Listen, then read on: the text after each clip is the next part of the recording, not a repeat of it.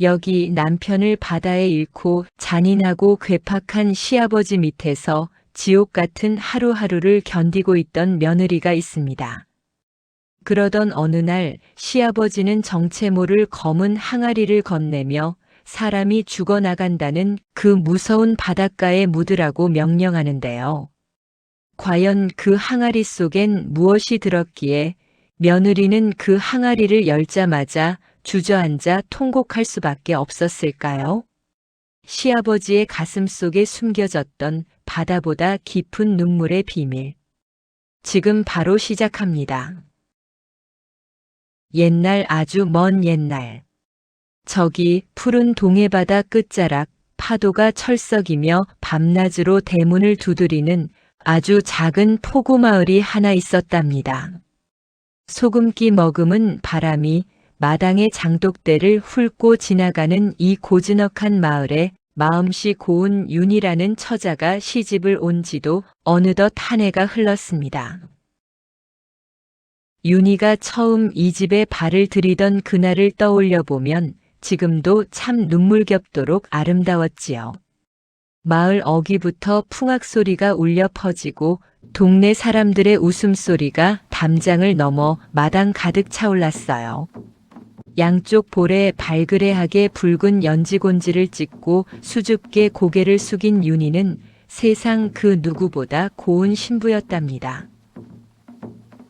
그런 윤희를 바라보던 남편 이서방은 또 얼마나 듬직했게요.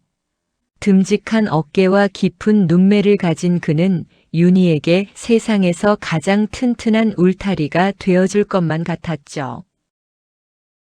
잔치가 끝나고 고요해진 밤. 가물거리는 촛불 아래 마주 앉은 이서방은 수줍어 고개도 못 드는 윤희의 떨리는 손을 조심스럽게 맞잡으며 나직이 입을 열었습니다. 부인, 이리 못난 내게 시집와 주어 참으로 고맙소. 내 비록 가진 건 없으나 평생 부인 손에 물 한 방울 묻히지 않겠다는 빈말보다 부인 눈에서 눈물 한 방울 나오지 않게 하겠다는 약속은 꼭 지키겠소. 그 말에 윤희는 발그레해진 얼굴을 더 숙이며 작은 목소리로 화답했지요. 서방님, 저는 비단옷도 고래등 같은 기와집도 바라지 않사옵니다. 그저 지금처럼 제 곁에서 든든한 나무가 되어주셔요. 저 또한 서방님 가시는 길에 고운 꽃잎은 못 되어드려도 가시밭길을 함께 걷는 든든한 길동무는 되어드리겠습니다. 이서방은 그런 윤희가 너무도 애틋해 그녀의 어깨를 감싸 안으며 맹세했습니다. 내 반드시 부인에게 남부럽지 않은 호강을 시켜주리다. 내 아내 윤희를 세상에서 가장 행복한 여인으로 만들어주겠소. 하지만 그날 밤의 감미로운 맹세가 이토록 빨리 시련을 맞이하게 될 줄이야 누가 알았겠어요. 신혼의 단꿈이 채 가시기도 전이었죠. 이서방은 끼니조차 걱정해야 하는 지독한 가난이 못내 가슴 아팠습니다. 고운 아내의 손에 물마를 날 없는 것이 가슴 아렸던 그는 아내에게 남부럽지 않은 비단치마 한 벌과 따뜻한 쌀밥을 원 없이 먹여주겠다는 일념 하나로 거친 먼바다에 몸을 던지기로 결심했답니다.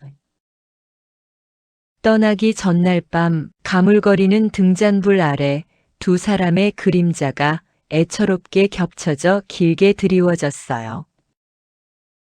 내일이면 정말 떠나시는군요. 윤희의 목소리가 떨리며 등잔불 아래 길게 그림자를 그렸습니다. 너무 걱정하지 마시오. 곧 돌아올 테니. 남편의 담담한 위로에도 윤희는 입술을 깨물며 대답 대신 정성스레 상투를 틀어 올렸습니다. 하지만 서방님, 결국 참아왔던 뜨거운 눈물이 툭 하고 남편의 어깨 위로 떨어져 번졌습니다. 다시는 이 머리칼을 만져보지 못할까봐 이 그림자가 마지막이 될까봐 두려운 마음은 눈물 속에 고스란히 배어 있었습니다.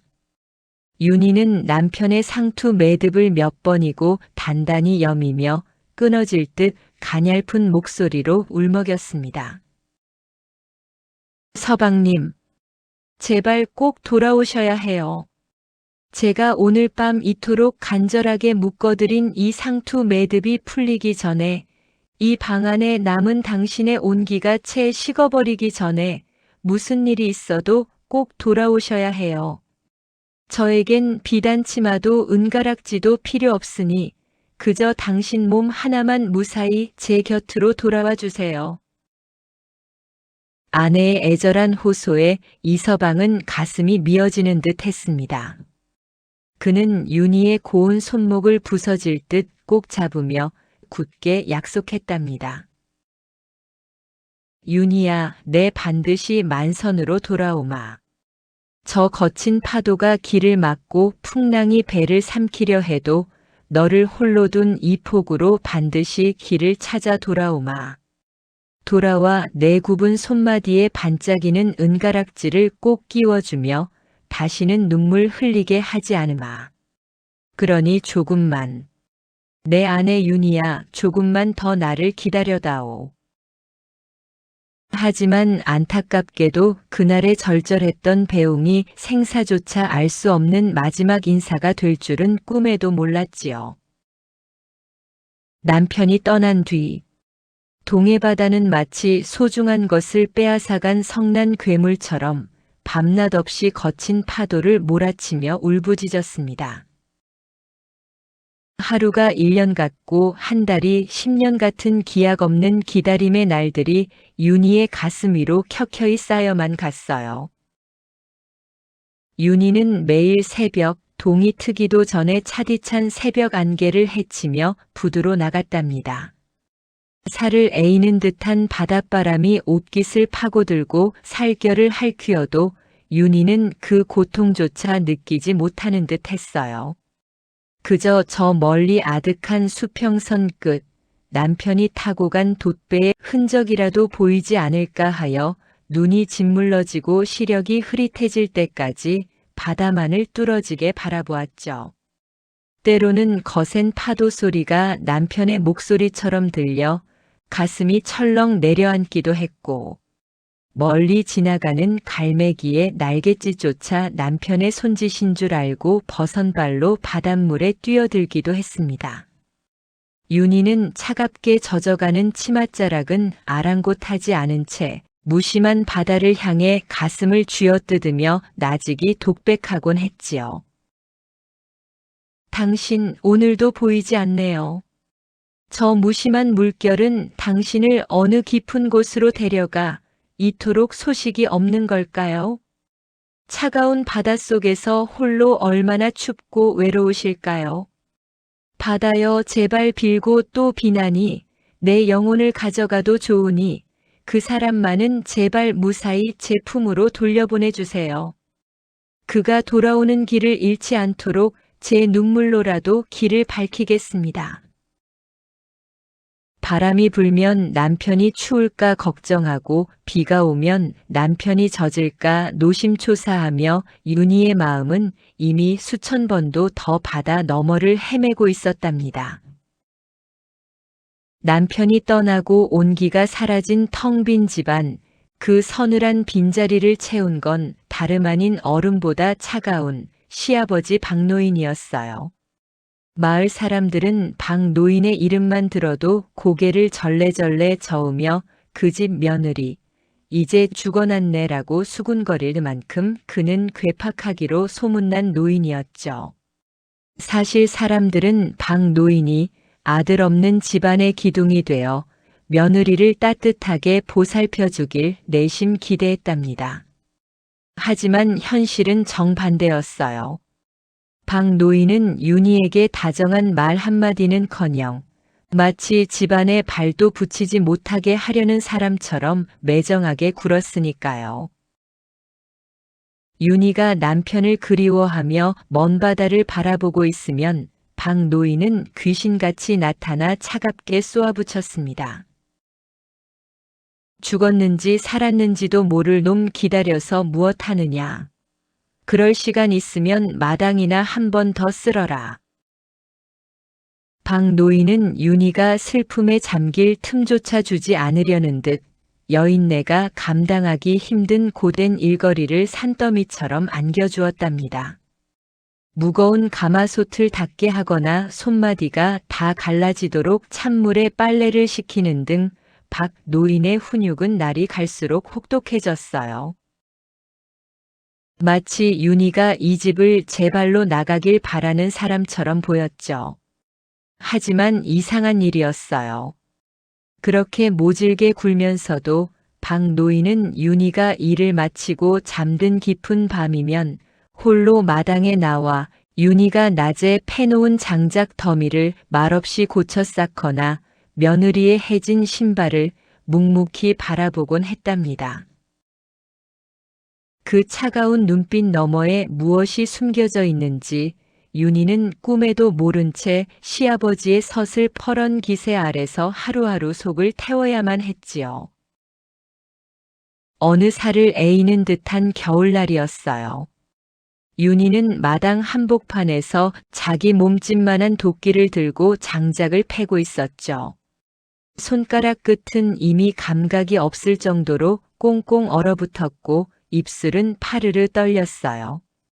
그러다 그만 결이 어긋난 나무 토막을 치는 순간 쩍 하는 소리와 함께 날카로운 나무 가시가 윤희의 하얀 손등에 깊숙이 박히고 말았습니다. 붉은 선혈이 하얀 눈 위로 뚝뚝 떨어졌죠. 아야, 흐. 윤희가 너무 아파 손을 움켜쥐고 주저앉아 신음하는데 언제 나왔는지 박 노인이 그림자처럼 다가와 서슬퍼런 목소리로 호통을 쳤어요. 무엇을 하고 있느냐? 도끼질 한 번에도 온 마음을 담아야 하는 법이다. 내 마음이 그리 갈대처럼 흔들리니 나무 하나 제대로 베지 못하는 것 아니냐. 고작 피 한 방울에 엄살을 부릴 거면 당장 도끼를 내려놓고 이 집에서 나가거라. 윤희는 가슴이 무너져 내리는 것 같았어요. 위로는커녕 상처난 손등 위에 소금을 뿌리듯 독설만 내뱉는 시아버지가 원망스러워 눈물이 왈칵 쏟아졌죠.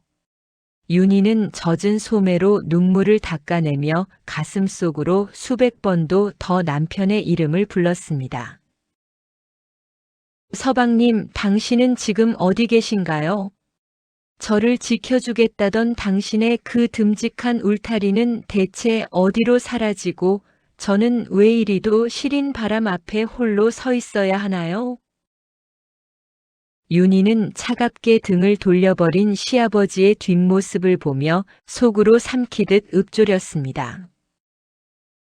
아버님은 어찌 이리도 냉정하신 걸까요? 제가 밉거든 차라리 매라도 드시지 어찌 당신의 아들을 기다리는 제 마음까지 이리도 무참히 짓밟으십니까? 서방님이 계셨더라면 제 손등의 피를 보며 누구보다 아파하셨을 텐데. 이제 제 곁엔 서글픈 도끼 소리와 아버님의 매서운 호통뿐이네요. 윤희는 떨리는 손으로 상처난 손등을 감싸 쥐었습니다. 육체의 고통보다 더 아픈 것은 세상 천지에 기댈 곳 하나 없다는 지독한 외로움이었답니다. 또 어느 날은 바다에서 갓 잡아온 생선을 다듬고 있었어요. 매서운 바닷바람에 손바닥이 갈라져 쓰라린데 그만 실수로 생선 비늘 몇 점을 마당 바닥에 흘리고 말았답니다. 그걸 본 박노인은 귀신같이 나타나 차갑게 한마디를 툭 던졌어요. 살림이란 건 함부로 흘리는 게 아니다. 물건 하나, 비늘 하나에도 정성을 다해라. 박노인은 그 말만 남기고는 차갑게 등을 돌려 방으로 쏙 들어가 버렸죠. 윤희는 찬물에 젖은 손보다 시아버지가 던진 그 말 한마디가 더 시리고 아팠답니다. 한 번은 박 노인의 심부름으로 시장에 갔을 때였어요. 북적이는 사람들 틈에서 동네 아낙들이 윤희를 힐끔거리며 자기들끼리 수군거렸죠. 저 집 며느리 좀 봐. 남편이 바다에서 죽었는지 살았는지도 모르는데 시아버지가 저리 부려먹으니 원. 제 발로 도망가는 게 상책이지. 그 소리를 들은 윤희의 고개가 힘없이 떨궈지던 그때였어요. 어디선가 박 노인이 나타나 지팡이로 바닥을 쾅 하고 내리치며 불호령을 내렸습니다. 이 입들이 왜 이리 가벼운가? 내 집 며느리 흉을 보려거든 당장 내 앞에 나와서 직접 해라. 근거 없는 소리로 사람 마음을 후벼 파는 자들은 바다 귀신이 물어갈 줄 알아라. 순식간에 시장통이 조용해졌어요.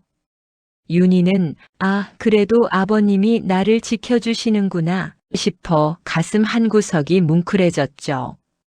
하지만 감동도 잠시뿐이었어요.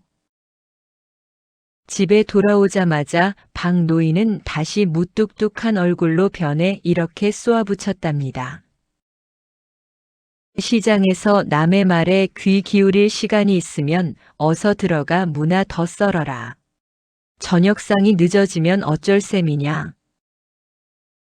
윤희는 야속한 마음을 누르며 부엌으로 향했어요. 아무리 겉바속촉이라지만 너무나도 거칠고 차가운 시아버지의 태도에 윤희의 속은 하루도 편할 날 없이 타들어만 갔답니다. 그러던 어느 날이었어요. 은반 같은 보름달이 하얗게 차오르며 온 세상을 비추는 정월 대보름을 불과 하루 앞둔 칠흑같이 깊은 밤이었죠. 평소라면 집안 단속을 철저히 하고 모두가 잠자리에 들어 고요해야 할 시간인데 그날 밤 박 노인의 행동은 유독 기괴했습니다. 그는 무슨 생각인지 평소 몸뚱이처럼 아끼며 허리춤에 차고 다니던 묵직한 열쇠 꾸러미를 챙겨 들고는 마당 구석 저 멀리 외따로 떨어져 있는 창고로 향했습니다. 끼익. 수년 동안 열지 않은 듯 녹슨 문소리가 밤의 정적을 찢어버렸고 잠시 후 창고 밖으로 나온 박 노인의 품에는 먼지가 뽀얗게 쌓여 형체조차 흐릿한 묵직하고 검은 항아리 하나가 안겨 있었습니다. 그는 거칠게 숨을 몰아쉬며 윤희를 불렀죠. 평소보다 더욱 서슬퍼런 안광이 번득이는 박노인의 손에는 검은 천으로 꽁꽁 싸맨 묵직한 항아리 하나가 들려 있었습니다. 윤희야, 깨 있느냐? 내 말을 토시 하나 틀리지 말고 잘 새겨 듣거라. 박 노인은 주위를 살피듯 목소리를 한껏 낮추며 마치 누군가 엿듣기라도 할까봐 윤희의 귓가에 차갑게 속삭였습니다. 오늘 밤 달이 중천에 뜨고 만물이 숨을 죽이거든 이 항아리를 들고 저 바닷가 끝.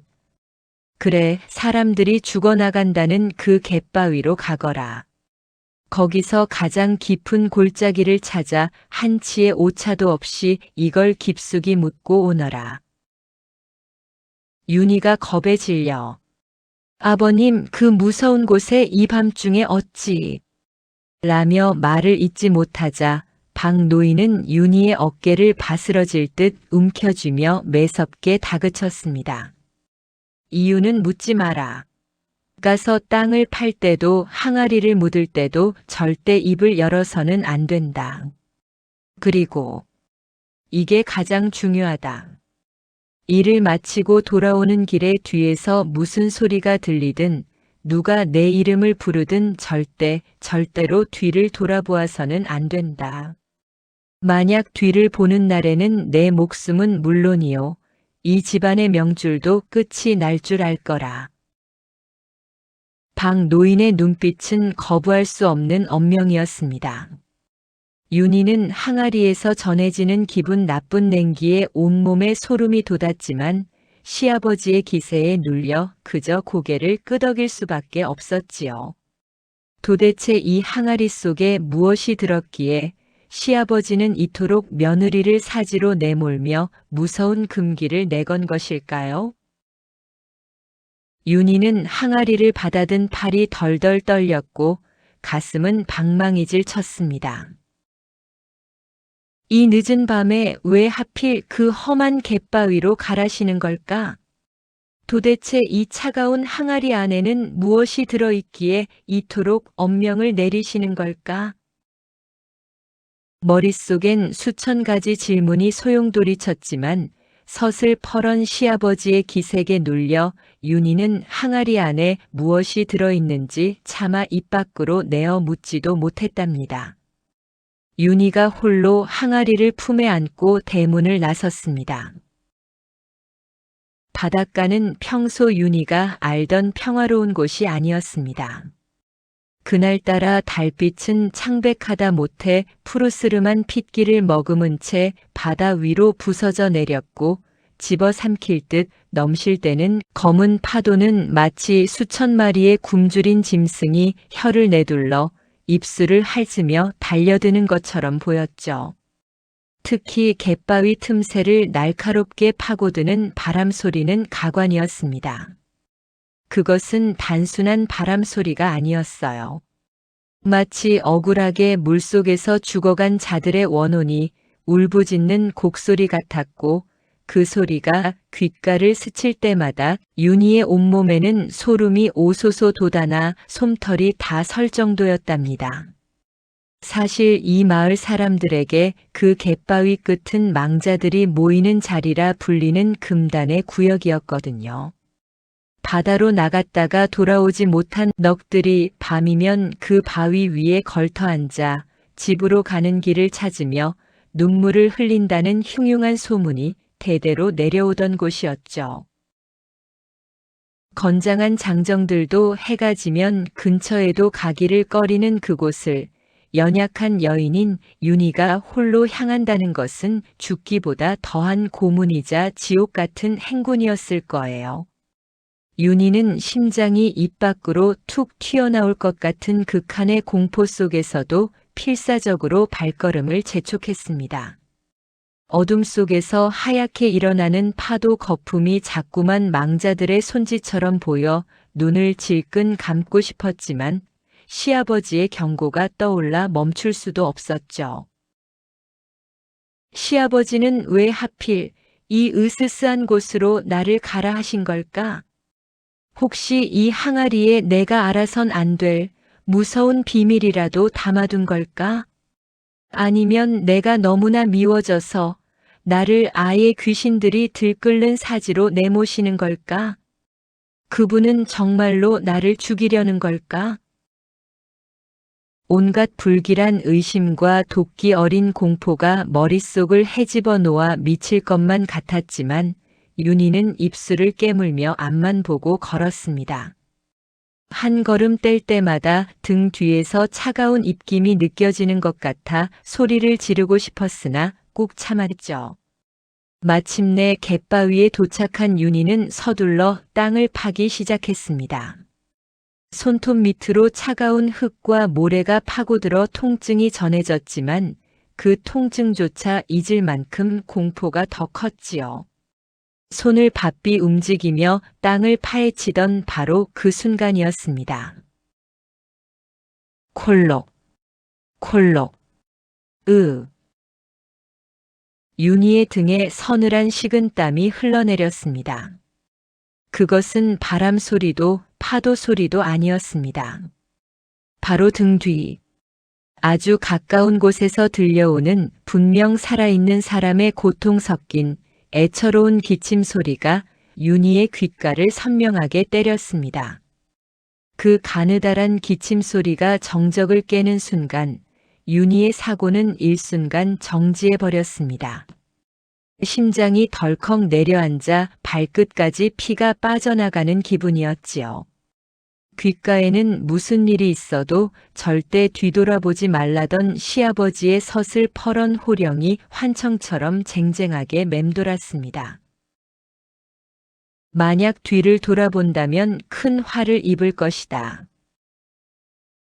그 엄중한 경고가 머릿속을 스쳤지만 등 뒤에서 들려오는 신음은 귀신의 소름 끼치는 울음이라기엔 너무나도 가냘프고 금방이라도 꺼질 듯 애처로운 사람의 온기가 서려 있었습니다.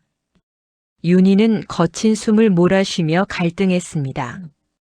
공포에 질려 도망쳐야 할지 아니면 이 비극적인 소리의 실체를 확인해야 할지 발걸음이 떨어지지 않았죠. 결국 윤희는 시아버지의 금기를 깨기로 했습니다. 아니, 어쩌면 거부할 수 없는 천륜의 이끌림이었을지도 모릅니다. 윤희는 비명을 지르듯 몸을 돌려 소리가 나는 바위 틈새를 바라보았습니다. 그곳에는 창백한 달빛 아래 헝클어진 머리를 하고 찢어진 저고리 사이로 앙상한 어깨를 드러낸 채 바들바들 떨고 있는 한 노파가 웅크리고 있었습니다. 윤희는 자신의 눈을 믿을 수 없어 비틀거렸습니다. 헛것을 보는 게 아닐까 싶어 눈을 비비고 다시 보았지만 그 익숙한 몸짓과 주름진 손마디는 잊을래야 잊을 수 없는 모습이었지요. 엄마.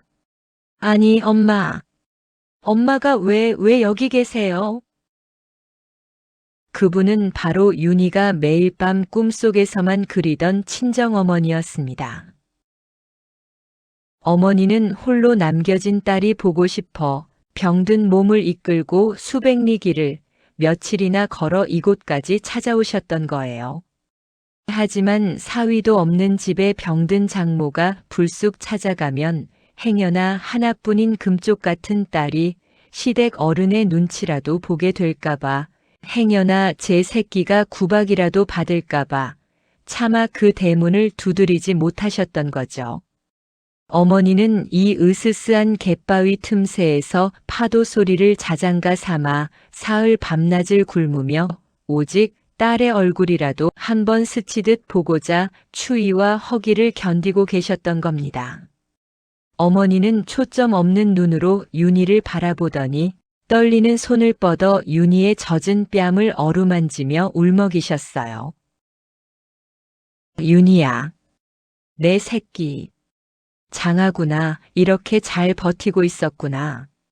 사위도 없는 빈자리에 이 늙고 병든 애미까지 짐이 될까봐. 차마 내 앞에 나타날 수가 없었다.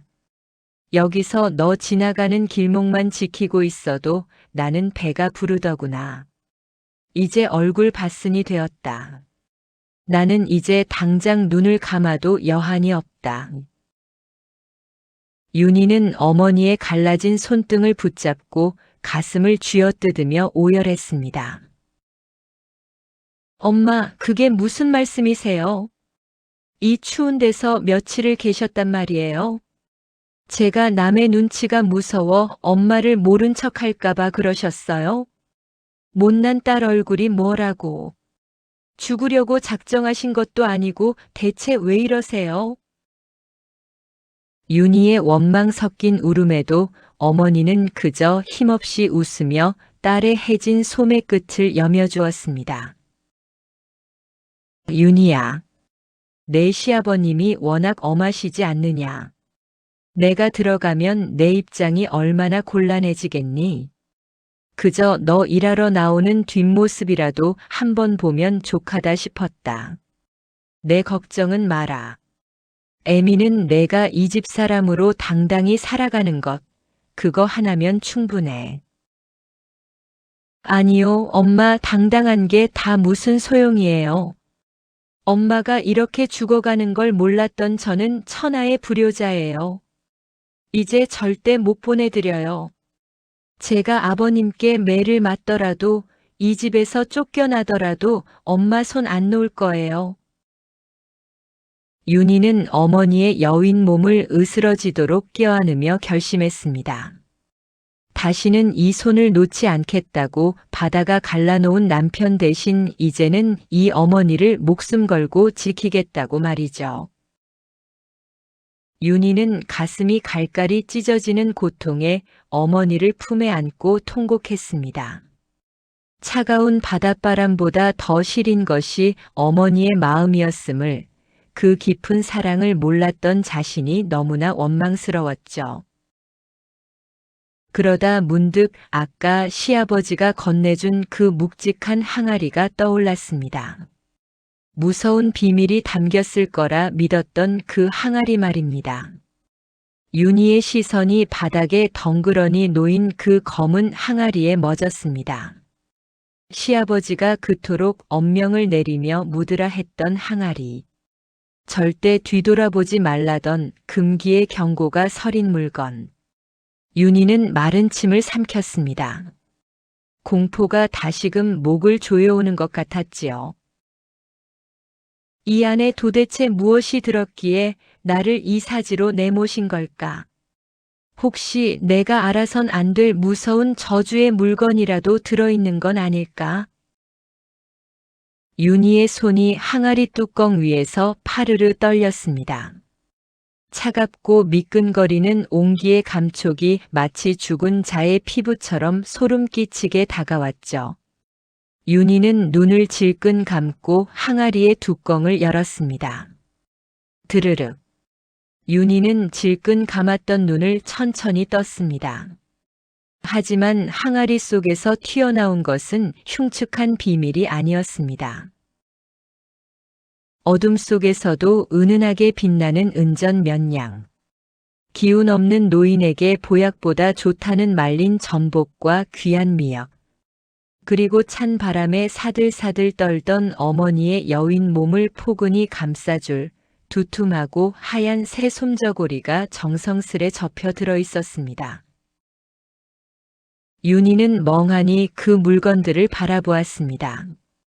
그것은 저주가 아니라 누군가를 살리기 위한 절실한 온기였으니까요.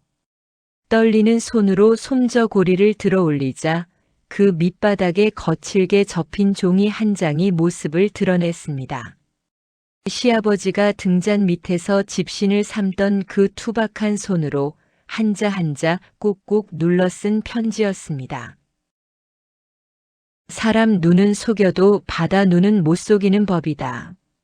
내 어미가 며칠째 저 바위 밑에서 너를 지켜보며 몰래 울고 있는 걸 내 진작에 보았다. 오늘 밤 항아리를 묻으라 한 것은 너를 밖으로 내보내기 위한 핑계였으니 어서 어미를 모셔오너라. 내가 먼저 어머니를 모셔오자고 하면 내 어미 성격에 미안해서라도 발길을 돌릴까봐 이 못난 시아비가 악역을 자처해 너를 내보낸 것이니 그리 알아라. 따뜻한 밥물을 올려두마.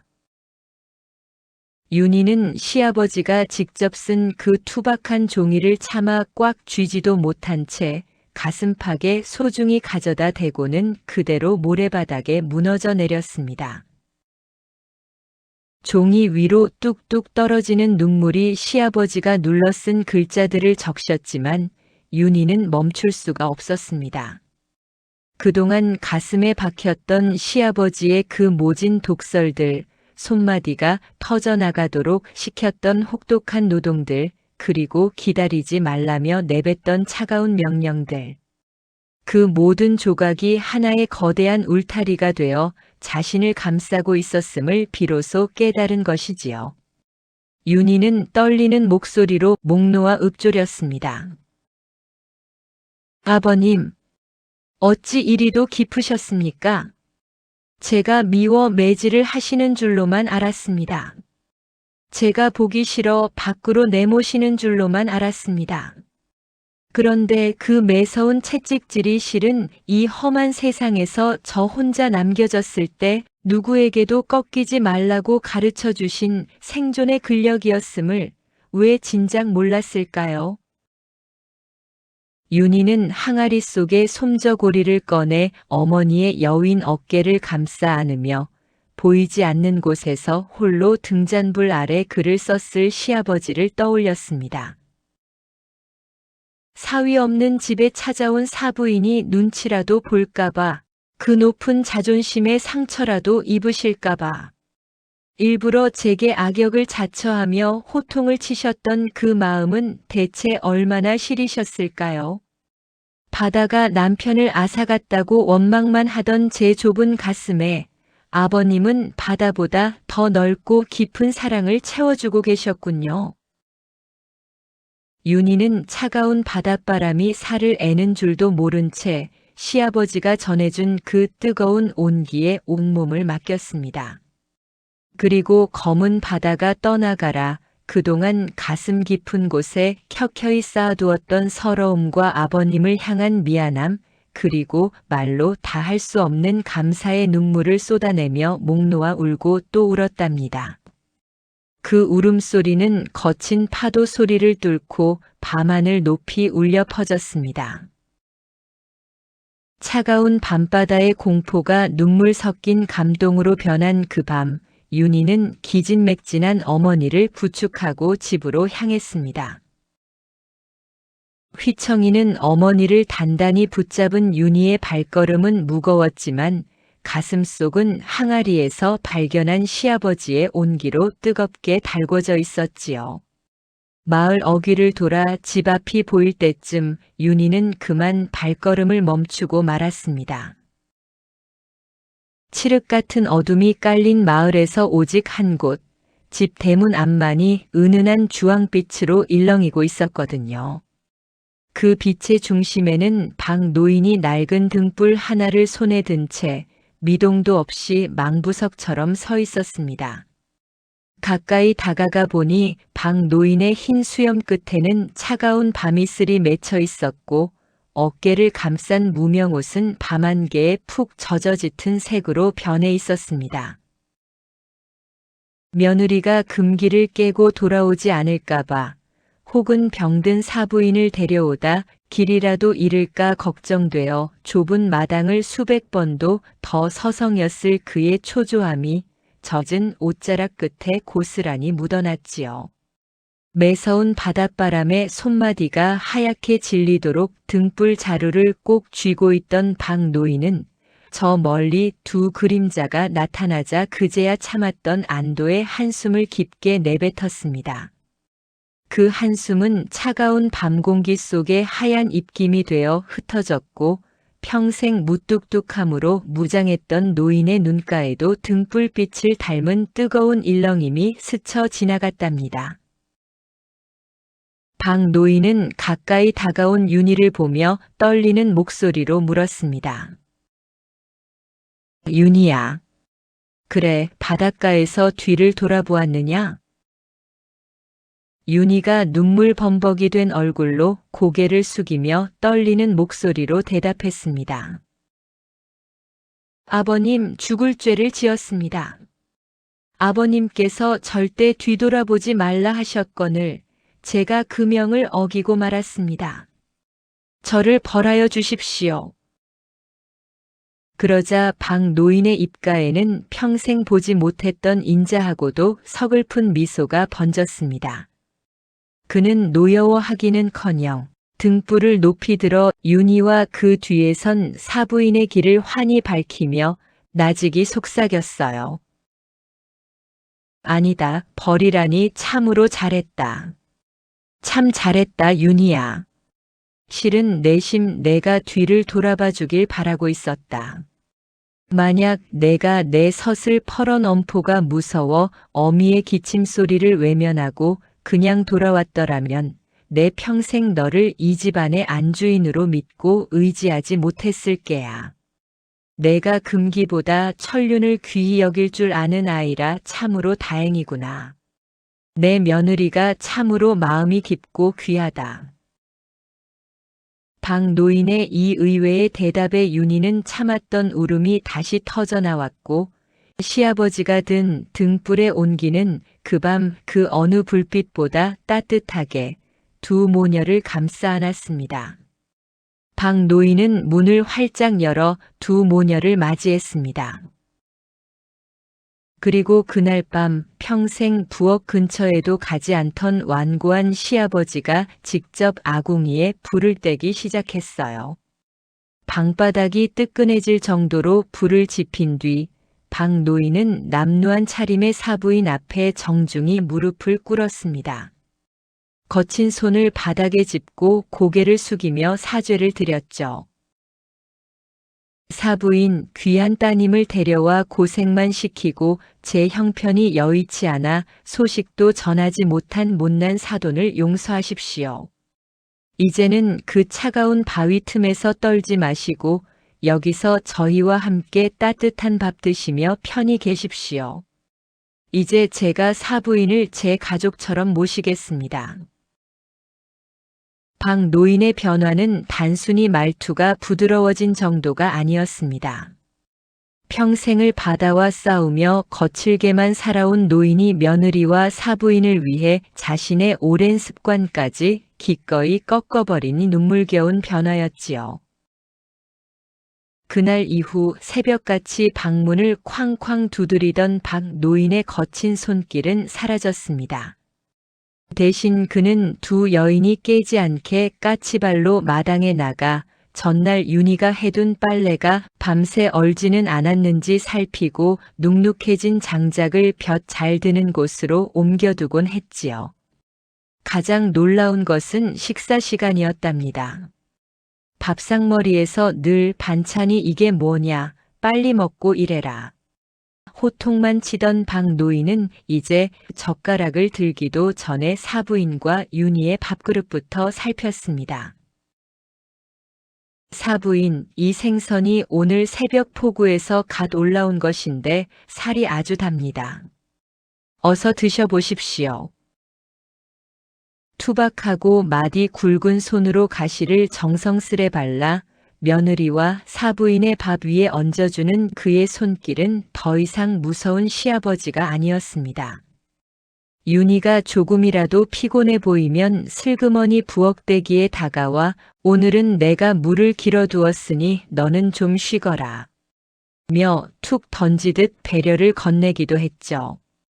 박 노인은 장터에 나갈 때면 예전처럼 술을 한 병 사는 대신 윤희를 위한 고운 댕기나 사부인의 기력을 돋울 약재를 가슴품에 소중히 안고 돌아왔습니다.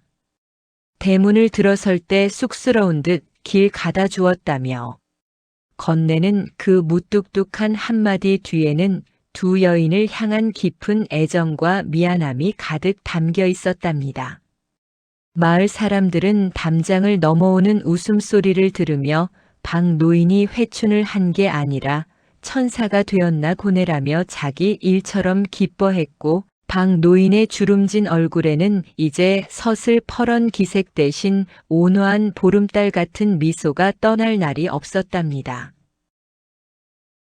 그렇게 행복한 시간이 흐르던 어느 날 박 노인이 그만 병석에 눕게 되었습니다.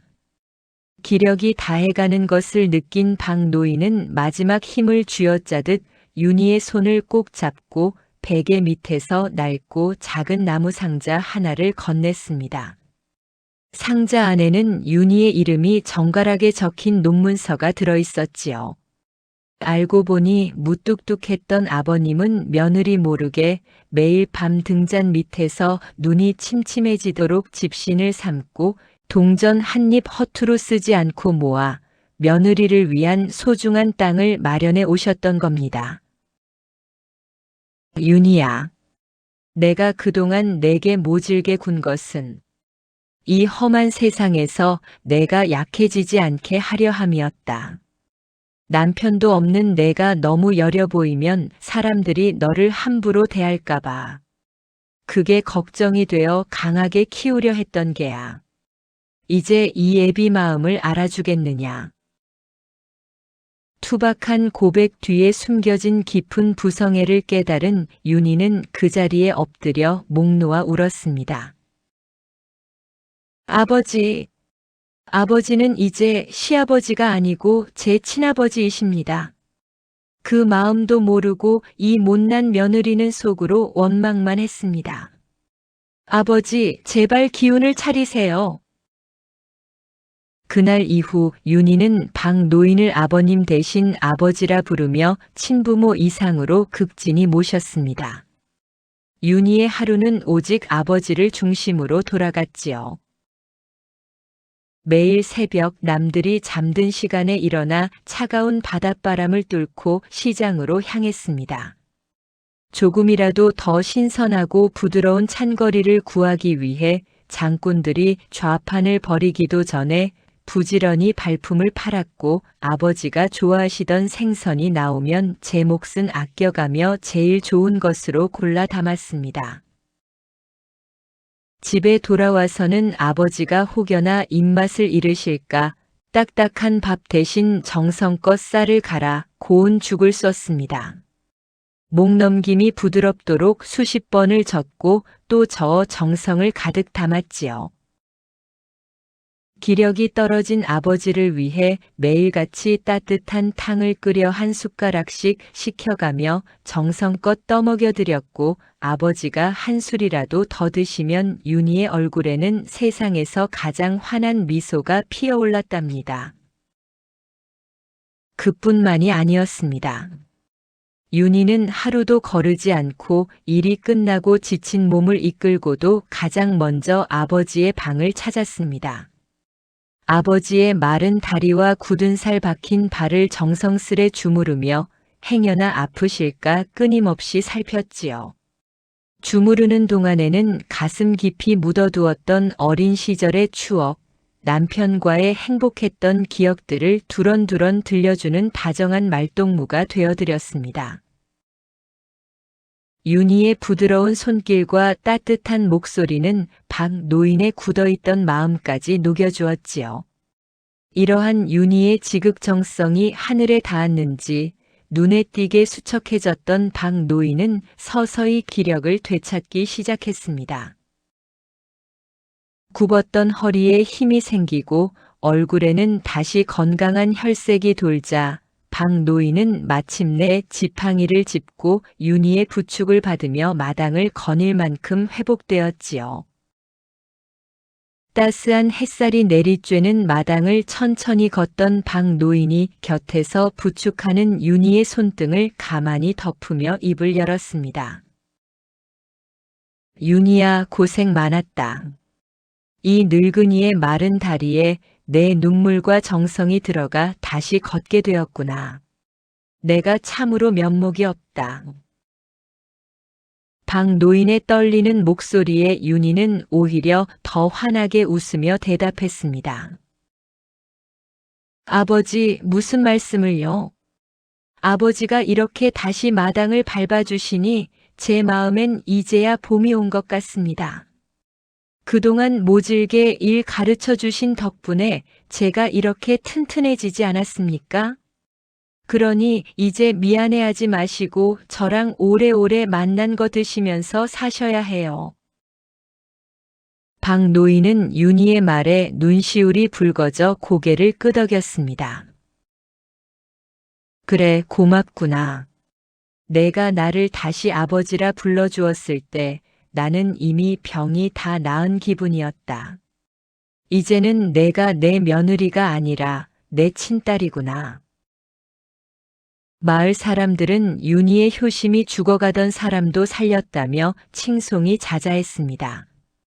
모두가 그녀를 효부 중에 효부라 불렀고 박 노인의 얼굴에서도 그 무섭던 기색 대신 인자한 미소가 떠날 날이 없었습니다. 달이 밝게 뜨는 밤이면 세 식구는 따스한 툇마루에 나란히 앉아 도란도란 이야기를 나누었습니다. 바닷바람은 여전히 차가웠지만 그 집 안만큼은 서로를 향한 존경과 사랑으로 세상에서 가장 따뜻하고 밝은 등불이 켜져 있었답니다. 오늘 이 이야기를 보신 여러분의 마음속에도 잊고 지냈던 누군가의 따뜻한 등불 하나가 켜졌기를 바랍니다. 여러분에게도 혹시 처음엔 오해했지만 나중에야 그 진심을 알게 된 소중한 분이 계신가요? 여러분의 소중한 사연을 댓글로 들려주세요. 오늘 이야기가 가슴에 닿으셨다면 구독과 좋아요, 그리고 알림 설정까지 꼭 부탁드립니다. 여러분의 클릭 한 번이 이야기 특급이 더 좋은 이야기를 찾아오는 큰 힘이 됩니다. 다음에도 가슴 울리는 귀한 이야기로 찾아뵙겠습니다. 오늘도 시청해 주셔서 감사합니다. 편안한 밤 되세요.